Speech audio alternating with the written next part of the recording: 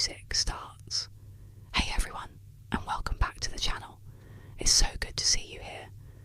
A lot of you have been asking what a typical day looks like for me, how I manage to get things done, stay productive, and still find time for myself.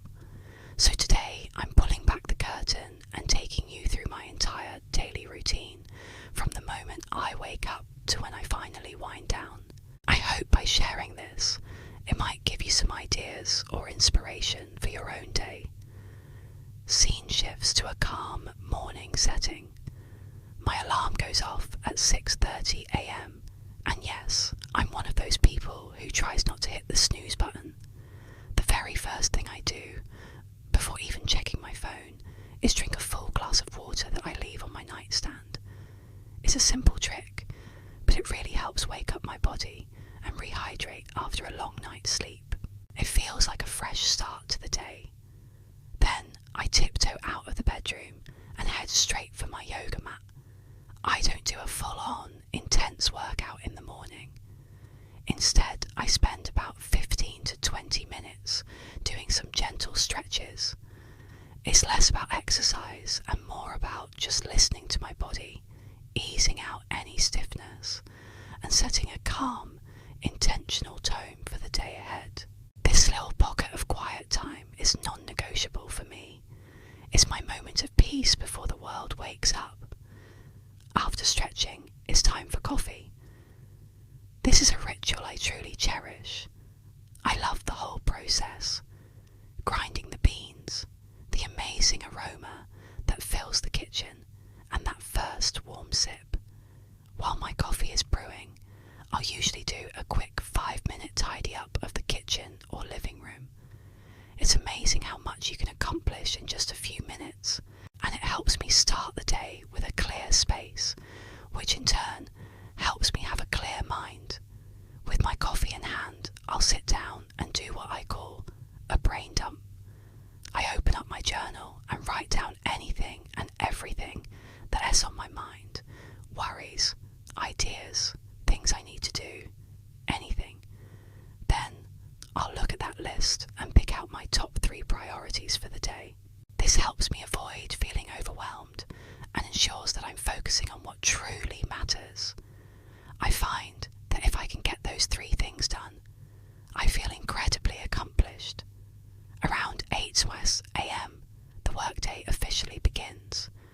As someone who works from home, creating structure is key. The first 90 minutes of my workday are my deep work block. This means no emails, no social media, no distractions. I put my phone in another room and focus solely on my most important, most challenging task of the day. My brain is freshest in the morning, so I try to capitalise on that peak productivity. After that intense work session, I take a proper break. I'll get up, walk around, maybe step outside for a bit of fresh air, and grab a healthy breakfast. Usually it's something like oatmeal with berries and nuts, or a protein smoothie. Fueling my body properly makes such a difference in my energy levels for the rest of the day.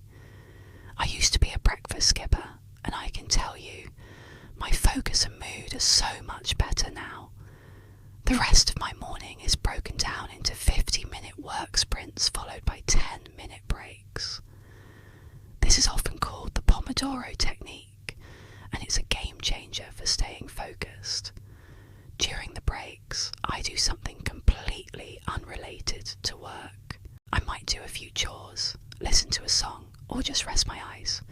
It helps prevent burnout and keeps my mind sharp. I handle most of my calls, meetings, and emails during these later morning blocks. Lunchtime is a sacred hour for me. I completely unplug from work. I don't eat at my desk. Instead, I'll sit at the dining table, or even outside if the weather's nice. I try to eat a balanced meal with protein, carbs, and plenty of veggies to avoid that afternoon slump. While I eat, I'll often listen to a podcast or an audiobook. It's a nice way to switch gears and learn something new. The afternoon is for what I call shallow work. This includes things that don't require as much intense brain power, like organising files, responding to less urgent emails, planning for the next day, or doing some creative brainstorming. My energy is naturally a bit lower in the afternoon, so I match my tasks to my energy levels. This has been a huge unlock for my productivity. Around 4:30 p.m, I start my shutdown routine.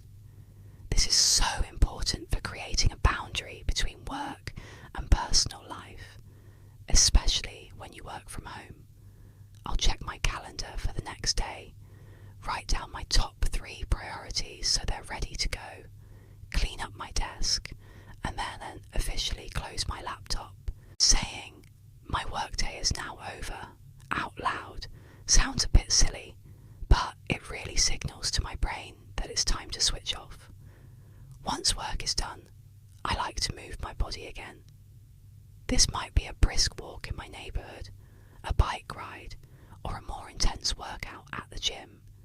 This second burst of activity helps me shake off the mental fatigue of the day and re-energises me for the evening.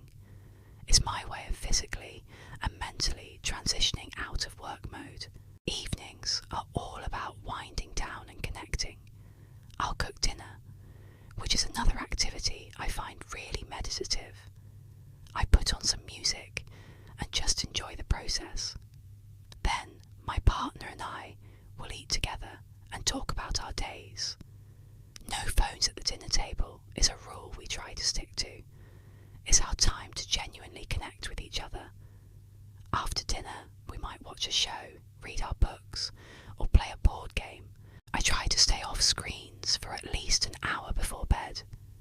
Instead, I'll have a cup of herbal tea and read a fiction book. It helps my mind escape and relax. My phone charges overnight in the living room, not my bedroom, which has drastically improved my sleep quality. My final step before sleep is a quick reflection in my journal. I write down one thing I'm grateful for from the day. It doesn't have to be anything big. Sometimes it's just the taste of my morning coffee or a nice conversation I had. Ending the day on a note of gratitude helps me feel peaceful and content.